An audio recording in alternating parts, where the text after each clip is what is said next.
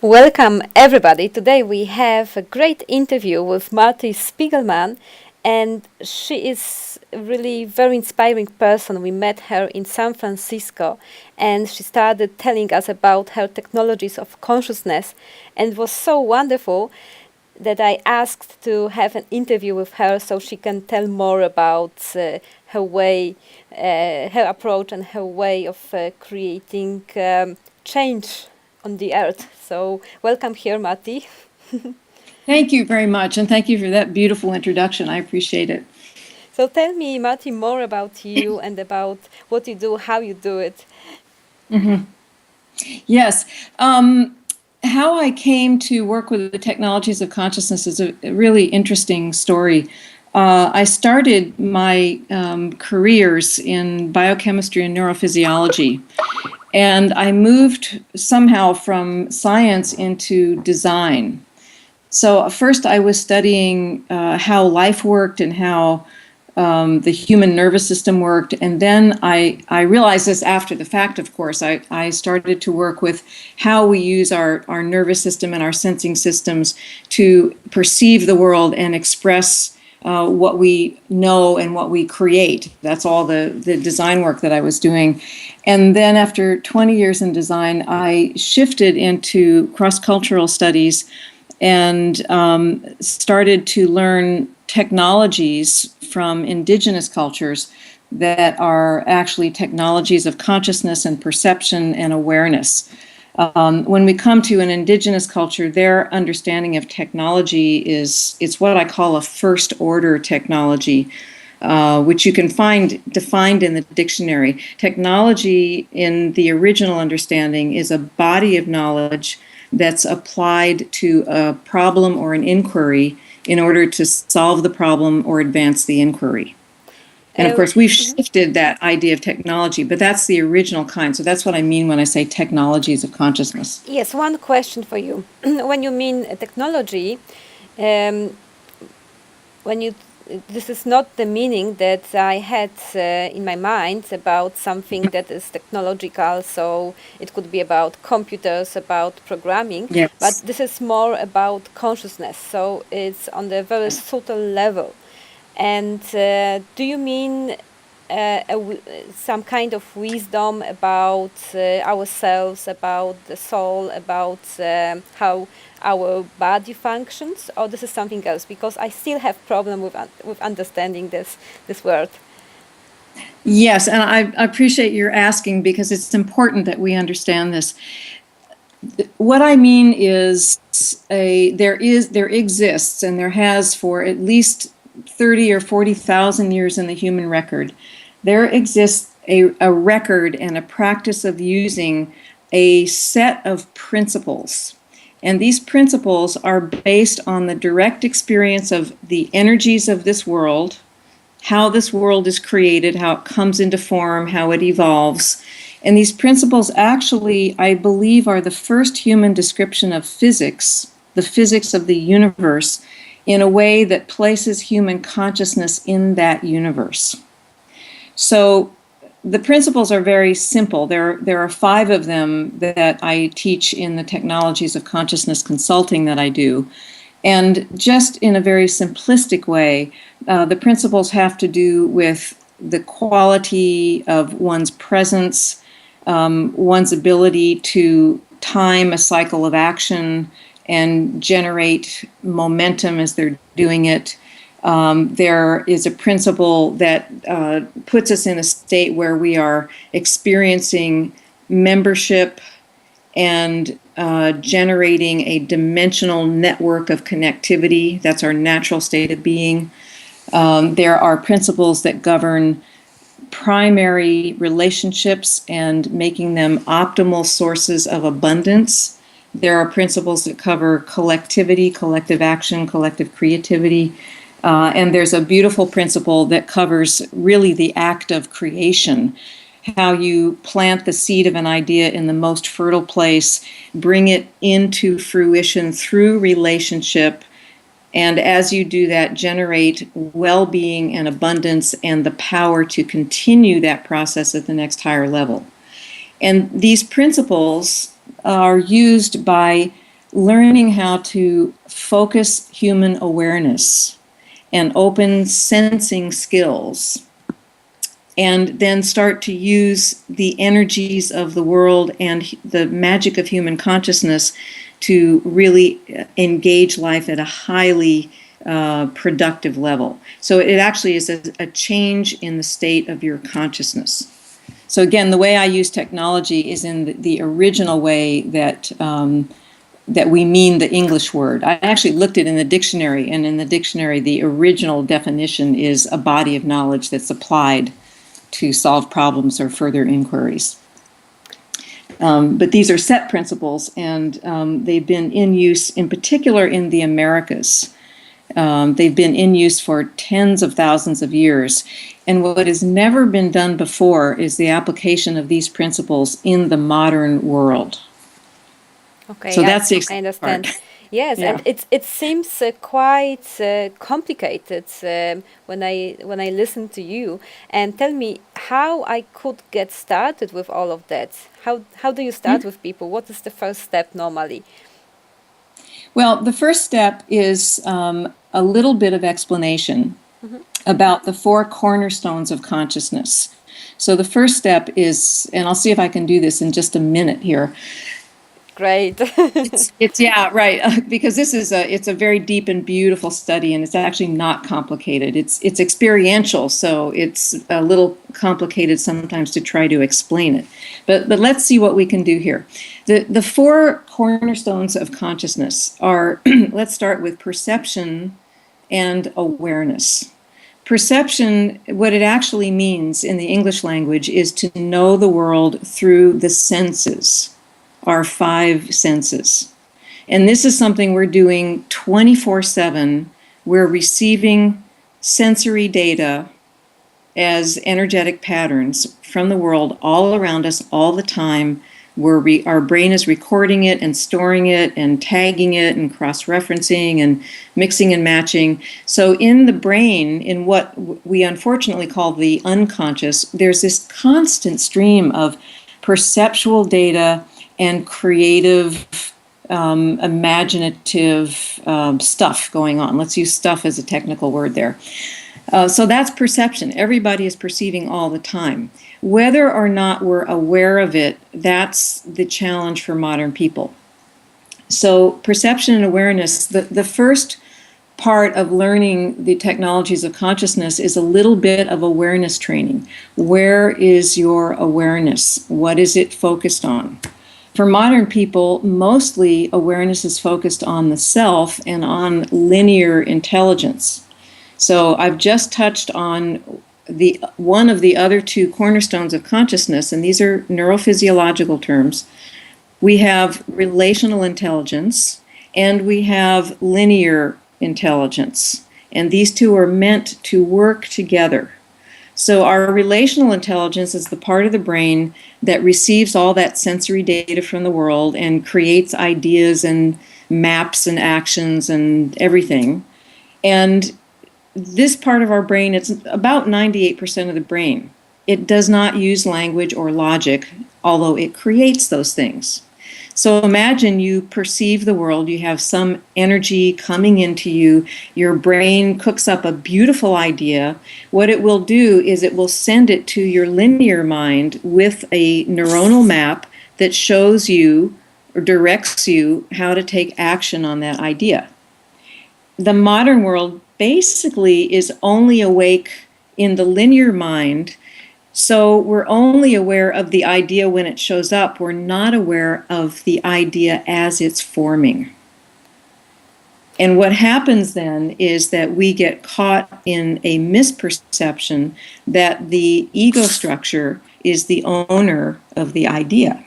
So I see that it looks like an iceberg mountain a little bit. That our Yeah. consciousness is just on the peak of the iceberg Yeah. mountain, and this is only there's only a small part that's visible, oh, if from the person who is on the water. But there's a lot more that is hidden. And if we change our focus from the linear intelligence, there's something else. Yes, exactly, exactly.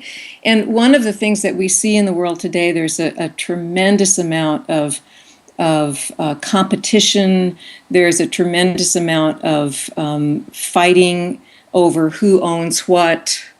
There's you can see in if you look at the national international headlines, you'll see conflict between cultures because one says their idea is right and the next one says their idea is right. All of this, whether we're looking at cultural conflict or conflict in business markets, all of this really is an outcome of our awareness only being in the linear mind, where awareness is running into the ego structure, into personal identity, and it's really running through our limbic systems. And right now we're touching on your work, Kasia, which is emotions. If my emotions are only running, or my awareness is only running through my linear mind, I am very likely to be emotionally triggered, and I'm very likely to miss abundant connections that could be additive for me. My ego structure is designed to bond and to have. It is not designed to really to share and to release and be collective.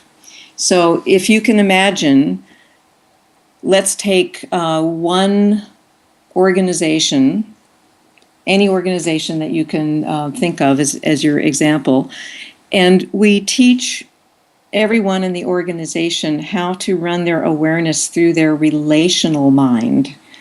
Their perception of the world and their organization and all of the relationships will no longer be me versus you, or them versus us. It will be collective. People will suddenly start to perceive, to really be aware of the positive energies in relationships, the possibilities of collective action, the beautiful qualities of other people, and the whole emotional culture of an organization will shift just by shifting awareness. Is it also about creating a unity in our brain to be able to perceive on a deeper level? Because I have experience of meditation. I meditate every morning, and this is more a Buddhist meditation. And what I do is, if I use a metaphor, if I would be on the ocean and there's a storm, there's a rain, and there's a wind, and I go just inside the ocean, and I go to the most hidden and peaceful place in the ocean. So this is the place when I find unity. And is it something the same with those states of consciousness that you are talking about, that if we go deeper into ourselves, we can find different levels of perception that helps us to overcome those emotional conflicts and those different linear intelligences that we or something else, I don't know, this is your terminology, that is surrounding us. Well, actually, this is a little surprising. It actually does not have to do initially with going deeper into the self. It has to do with moving awareness out into the world away from the self initially. And in doing so, you actually do find that unity. Okay. So let me give an example of a very primary initial exercise that I give people.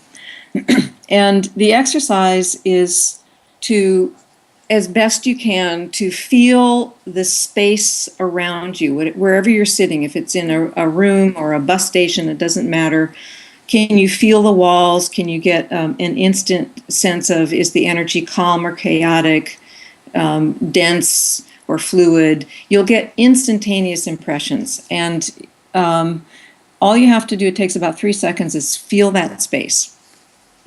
The next thing you do is you feel your physical structure. In other words, we're putting awareness first to the space around, and then we're going to put our awareness into our physical body just to feel our physical presence. And the third step then is knowing, having that little bit of experience of shifting awareness. We're going to shift awareness completely out of the physical body into the space around. And it takes about a half a nanosecond to do that. You simply have to imagine it and believe and allow the release of your awareness to the space around you. And if people are listening and can just do this, it takes a few seconds. If you practice it and kind of toggle back and forth, as you learn to release your awareness to the space around, you'll find a number of very surprising things. One thing you'll find is the space around you suddenly seems very large and fluid. Another thing you'll find is that you don't really feel the weight of your body anymore. You feel an incredible release. And as you keep practicing this, you'll also feel a release from time. And a very interesting thing to do is to practice this release of awareness to the space around you, and then bring into your released awareness some problem that's been bothering you. Maybe you've had a problem at work, or you have a creative problem that you haven't been able to figure out, and you simply bring that situation into your awareness. You'll find that it no longer stresses you, and you'll probably get an instantaneous solution to it. So what we're doing is we're taking awareness away from the ego structure, which has been, in general, in modern people, accustomed to having all the awareness. And if you can imagine, if the awareness gets sort of magnetized inside to your ego structure, you have a lot of trouble being aware of the world, which is the source of all of our information. The world around us is informing us all the time. So this very simple move outward is, first of all, a release. And second of all, what it does is it plugs you into the world. And the more you practice this, you'll come full circle, in a sense, and you'll begin to feel membership in the world. And that's a universal oneness that brings you an incredible amount of loving safety and beauty and connectivity, and it is not dependent on the ego structure. It lifts the weight of the world off a person's shoulders. So I understand that it works totally differently, that for example, Buddhist meditation, when they go more inside, but you go outside and you experience different objects. So, for example, if I would be looking at the sea, I would experience being a sea instead of being myself, or being with. Well, actually, yes. You would still experience being yourself. Mm-hmm. And you would experience the sea precisely as it is. So you would learn that you can know in this state all of the currents in the ocean. You would know where fish were. You would know the different temperatures. You would know weather coming over the surface of the sea. You would start to see color that your eyes had never seen before. And you would know yourself as a presence totally connected with the sea, but you wouldn't lose your identity. Your identity actually gets enhanced. And so it puts you essentially in a collective state. And it teaches you the truth about collectivity, which is there is no vital collective without beautiful, unique individuals in membership in that collective.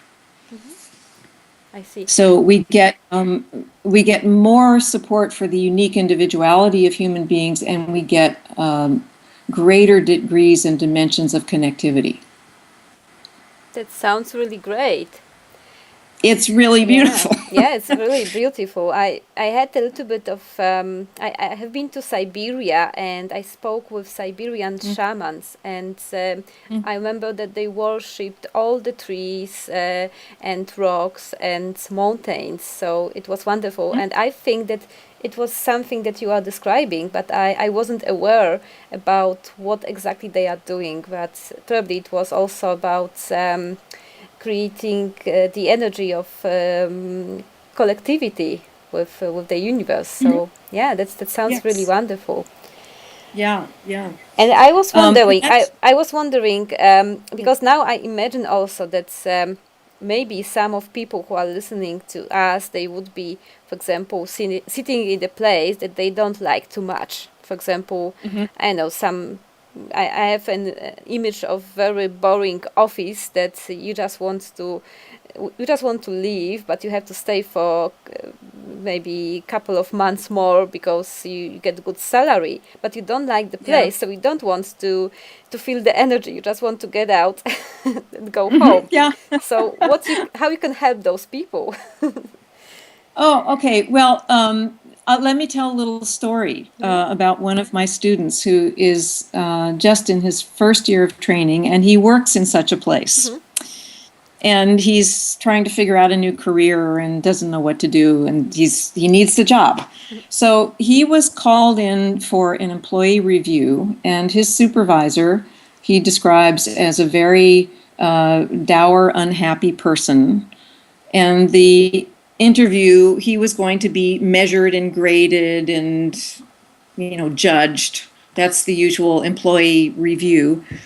So he went into the interview kind of dreading it, but then he remembered, well, maybe I could at least embody the first principle, the first technology of consciousness, which is the one I've been describing. This little exercise is essentially the first principle of consciousness.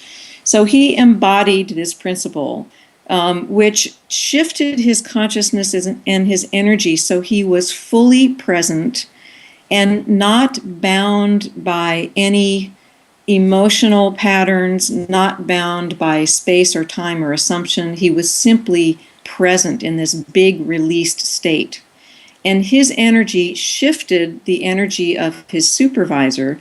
So instead of being graded and judged, she started to ask him questions about his work, and the whole interview turned into her asking him to help design new educational programs for the staff in the entire organization, new ways of doing their work, new kinds of information people needed to know. Would he help her? She was saying, I love talking to you. This is so great. So it turned into a creative session just because he embodied one organizing principle of consciousness. Wow, that's amazing. So that little exercise is really important, and yes, it is really amazing. The Yaqui masters in central Mexico have a lot of teachings about consciousness, and one of the things that I love that they say is that the core of being human is the act of perception, and the magic of being human is the act of awareness. So that little story is an example of the magic of being human. If you know where your awareness is and you organize it by certain technical principles, magic happens. Can you also create your reality? Hmm. Yes, absolutely, absolutely. The indigenous masters will say, craft your day with vision. And what they mean is craft how you use your awareness. And they'll teach you, it goes something like this. What reality do you want to live in? Use the technologies of consciousness to craft that reality. Absolutely. And the beautiful thing about consciousness, when we're in full consciousness, our relational intelligence and our linear intelligence and our awareness and perception all working together, consciousness does nothing but create abundance and beautiful connection and well-being and creativity. And when a challenge comes up, it gives you the most options for working with that challenge and turning it into opportunity. So it's really key to developing, and this touches on your work, it's really key to developing high emotional intelligence. It doesn't mean that people are happy all the time. It means that people know what they're feeling, they're honest about their feelings, they don't blame anybody else for their feelings, they can read other people really beautifully, like you teach people to do. And when a challenge comes up, they know how to work together to make the most of what that challenge is bringing. Great. That was really wonderful, and I have a feeling right now that I'm coming a little bit closer to what you mean by technologies of consciousness, and Mm-hmm. it seems to be very magical. And I really uh, have an experience that's yes, that's there's something else than just linear intelligence, and I will be very happy to learn more about you, and probably other people that are listening to us, they will be also very happy to learn more. Tell me, Marti, how they could start training with you, or maybe you have coaching sessions, how they could start learning Mm-hmm. about technologies of consciousness. Yes, I actually have two avenues for that.